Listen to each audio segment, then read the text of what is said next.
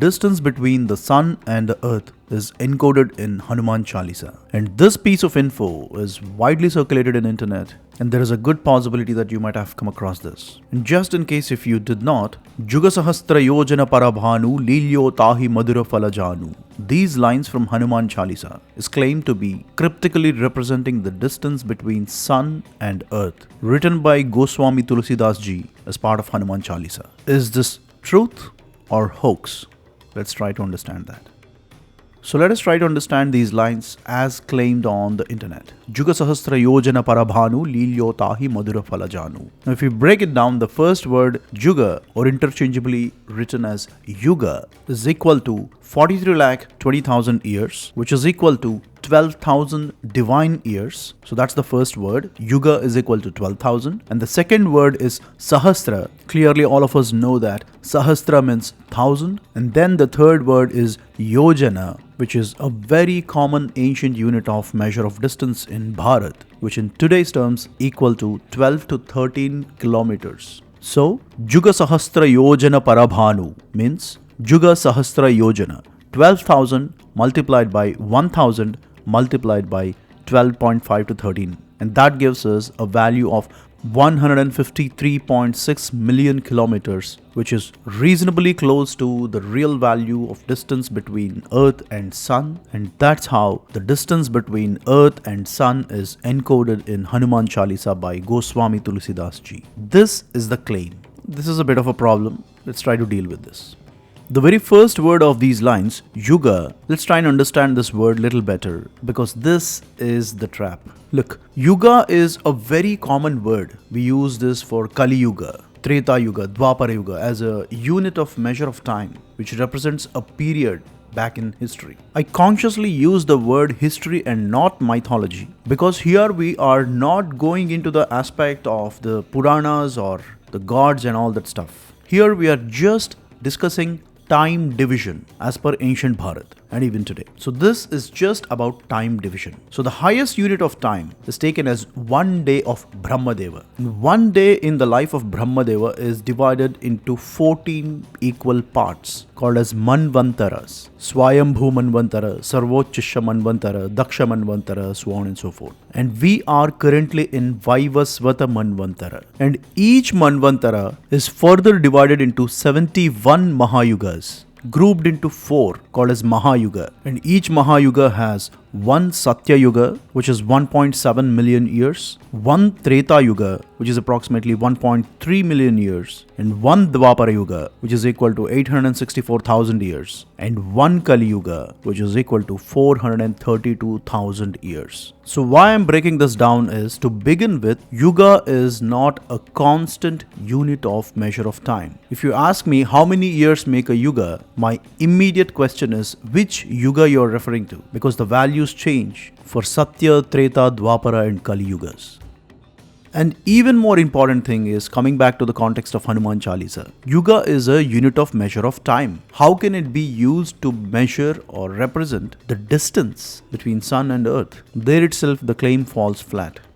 There is another very important meaning of the word Yuga. The word Yuga is cognate to the word Yoga, which is fundamentally representing a process of unification of human spirit with the divine spirit. So Yuga is also used in the sense of to represent a unification, to unify, to join, to conjunct or to attain. In all these connotations, Yuga is used to represent a process of unification. In Hindi, we have this word called Jugalbandi, where two musicians start independently of each other, gradually compete with each other, and finally complement and create a harmonious experience. So that process of two musicians starting independently and eventually becoming one is called as Jugalbandi. The Hindi word Jugalbandi is derived from the Sanskritam word yoga, and all the Hindi speaking audience will definitely know this. Juga and Yuga, the Ya and Ja, are interchangeably used, especially in the poetic usage. So Juga also means a process of unification. And this is a very important meaning of Yuga that you need to hold on to. And let's move forward.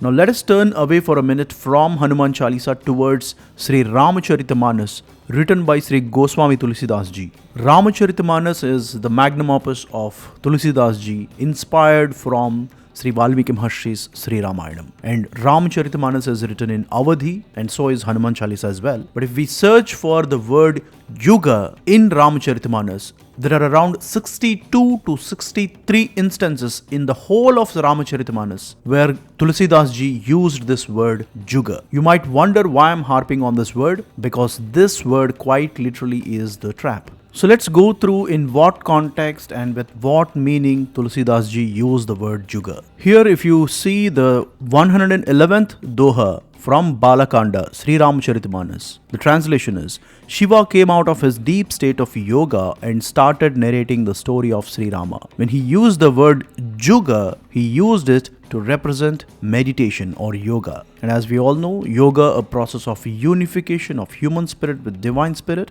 and in that connotation, Juga is used by Tulsidas ji in this instance.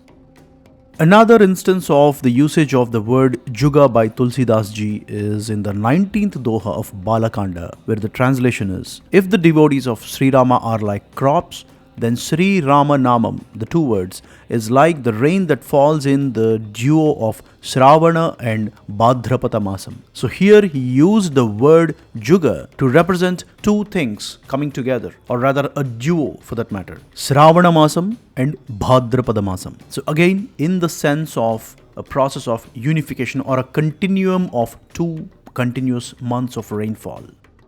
As I said, there are 60 plus instances where Tulsidas ji used the word Juga, but let's take one more instance. The 232nd Doha of Balakanda Sri Ramacharitamanus. Here is the translation. Rama and Lakshmana appeared like a pair of full moons coming out of the wheel of clouds. Here the word Juga is used to narrate how Rama and Lakshmana, when they were walking side by side, looked like. And that process of Rama and Lakshmana coming together and walking side by side to represent that duo and that process of coming together, that moment, the word Juga is used. Now that we have a reasonable understanding about the usage of the word Juga and its connotations, let's move to the second word Sahasra. In Yuga Sahasra Yojana Parabhanu, let's deal with the second word Sahasra. And all of us know that Sahasra is equal to 1000, right? Not really, because there is another meaning of the word Sahasra in Sanskritam, which is equal to innumerable or uncountable. Let's try and understand this. The Sanskritam word Sahasra has more of a colloquial expression in Awadhi and is written as Sahasa. So Sahasa and Sahasra are one and the same. So here the 316th Doha from Balakanda, Ramacharitamanus. Here is the translation. King Dasharatha, on becoming the father of Sri Rama, Brahma and all other gods praised him with Sahasra tongues. That means 1000 tongues? No, it means innumerable tongues. Everyone was praising King Dasharatha on this great occasion of he becoming the father of Sri Rama. To symbolically represent that uncountable people are praising King Dasharatha, the word Sahasa or Sahasra is used. It doesn't mean that exactly 1000 people were praising King Dasharatha. It's innumerable people. To understand this word Sahasra a little better, let's flip to Valmiki Maharshi's Sri Ramayanam. The 8th slokam of 41st Sarga Balakanda Sri Ramayanam. Sahasra Shira Sambindhyam Nana Drumalatayutam. It means the Vindhya mountains, which has Sahasra peaks. We'll see what is Sahasra. So the Vindhya mountains, which has Sahasra peaks, thrived with different kinds of trees and climbers. Now if you replace the word Sahasra with 1000, does it mean that the Vindhya mountains are exactly 1000 in number? No. The innumerable peaks of the Vindhya mountains thrived with different kinds of trees and climbers. Sahasra Shira Sambindhyam Nanadrumalatayutam. That's what it means. So now we got the word Sahasra. It is used to represent uncountable or innumerable in Sanskritam and by extension in Awadhi as well.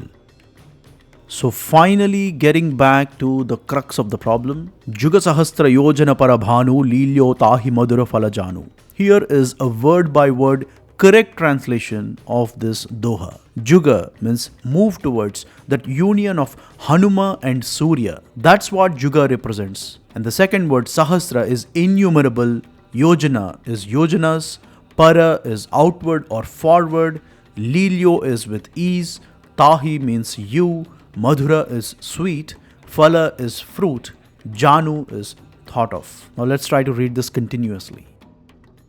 So here it is. Moving towards the sun, which is innumerable miles away, with ease, as you thought it to be a sweet fruit. That is the right meaning of these two lines. And there is no numerical representation of distance between sun and earth and all that kind of stuff, which is absolutely baseless. Let me emphasize on this word Juga. Juga here, the right connotation is, initially Bala Hanuman and Surya are apart. And when Bala Hanuman tried to grab Surya, that continuum of Bala Hanuman and Surya becoming one because he grabbed Surya, that union of Hanuman and Surya is represented with the word Juga. Now don't use your a plus b whole square logic to understand or define how can anyone grab a hot ball of fire like sun. That's a spiritual and divine topic. Let's try to understand this slokam for what it really is. So pause it, read word by word, think back what I just said, and then you will have the truth for yourself opening up.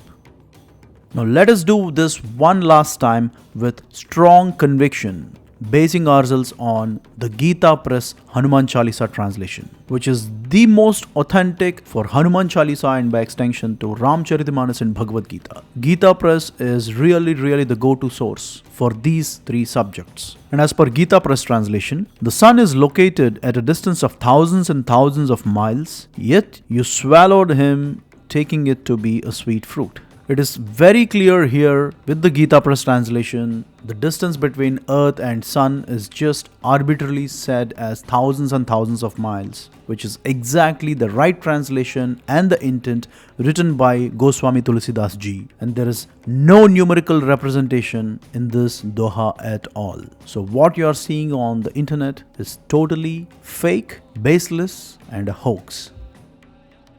Let me show you one last time this word Yuga, because I really spent a lot of time to understand what this word really is. And this word has led to, I wouldn't say confusion, but a kind of a concoction by someone who is more jingoistic to hype up things way beyond than what they actually mean and all that stuff. See, if you open a Sanskritam dictionary and try to find the meaning of Yuga, it has certain fascinating meanings. 5 most important and distinct meanings I highlighted here. The first one, Yuga is equal to a pair, couple, or brace. I think this third word, brace, that means to hold on to. I think this is the exact meaning which was used by Tulsidas ji in the Doha. Hanuman braced or caught hold of Surya. And the second possible meaning is Yuga is represented as a cycle of 5 years in certain astronomical purposes. And the third meaning is Yuga is equal to 86 angulas in Vedic geometry. Don't say angulas or inches, because inches is different from the Vedic geometry angulas. So 86 angulas in Vedic geometry is also called as a Yuga. And the fourth possible meaning is as a symbolic representation of 4 in the Bhuta Sankhya number system. And in the fifth and last possible meaning is a symbolic representation of this number 12. And in the context of Hanuman Chalisa, the first meaning, Yuga, is equal to brace. In that sense, it is used by Tulsidas ji. Let's move more closer towards the reality, an unbiased reality. You don't have to claim that Tulsidas ji, who lived in the 16th century, tried to encode the distance between sun and earth in Hanuman Chalisa. I mean, I don't know why people promote such kind of stuff. 1,000 years before Tulsidas ji, another great genius called Aryabhatta, he gave all kinds of astronomical formulas and methods to calculate even the diameters of the planets. Can you believe it? There are formulas given by Aryabhatta to calculate the diameters of different kinds of planets in Aryabhattiya. It is very easily available. Just pick it up and read. 1,000 years before Tulsidas ji, Aryabhatta well documented all these. And there are many other Siddhantas which predate Aryabhatta, like Surya Siddhantam, which mathematically define how to calculate the orbital velocities, the sidereals, and a lot of other astronomical calculations, which is proper and real scientific approach. Instead of turning towards the right knowledge, people are believing in these concocted half-truths. I'm sorry, total lies. So I made 2 documentary films, Aryabhatta, the Forgotten Genius, and cryptography, how it is used in ancient India. These two doc films will give you the exact picture of what are the contributions of Aryabhatta, and the second doc film on cryptography, how numbers were written in Sanskritam in ancient India. Should you be interested, you can find them on the channel. Let me conclude this short video with a challenge for you. Lavanimesha paramanu juga barasha kalapa sar chanda bhajasi namana toha rama ko kalu jasu ko danda. Third Doha Lanka Kanda Sri Ramcharitamanas, Tulsidas ji says that why can't my soul worship Sri Rama, who has the indivisible time as his bow and various divisions of time like Lava, Paramanu, Nimesha, Varsha, Yuga and Kalpa as his arrows. Now Lava and Paramanu are two different units of time in ancient Bharat, where Lava is at the level of nanoseconds and Paramanu is at the level of microseconds. And a unit of measure will not be invented unless it has some practical purpose. So my question to you is, back then, how did these incredibly small units of time were handled? How were they used? For those of you who are interested, research on this Doha and try to find out how come microseconds and nanoseconds were known to the people back then and how were they practically used. Now don't invent fringe theories like they had atomic clocks back then and all that kind of stuff. The mathematical models were so precisely cut that you could compute the time to that level. Do your research on this Doha and get to know the truth for yourself. And I'll leave you up there. And I'll conclude this with the lines from the Hanuman Chalisa itself. Jai Hanuman Jnana Guna Sagara Jai Kapisati Haloka Ujagara Rama Duta Atulita Baladhama Anjani Putra Pavana Sutanama. Jai Hanuman Jnana Guna Sagara. Anjaneya Swami is revered as the guru of many fields of knowledge, especially Vyakaranam or grammar.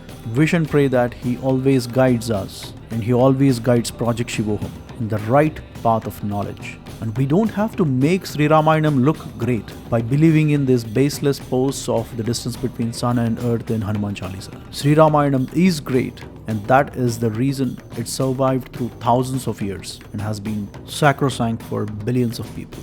Jai Sri Ram, Jai Hanuman, and as always, thanks for watching.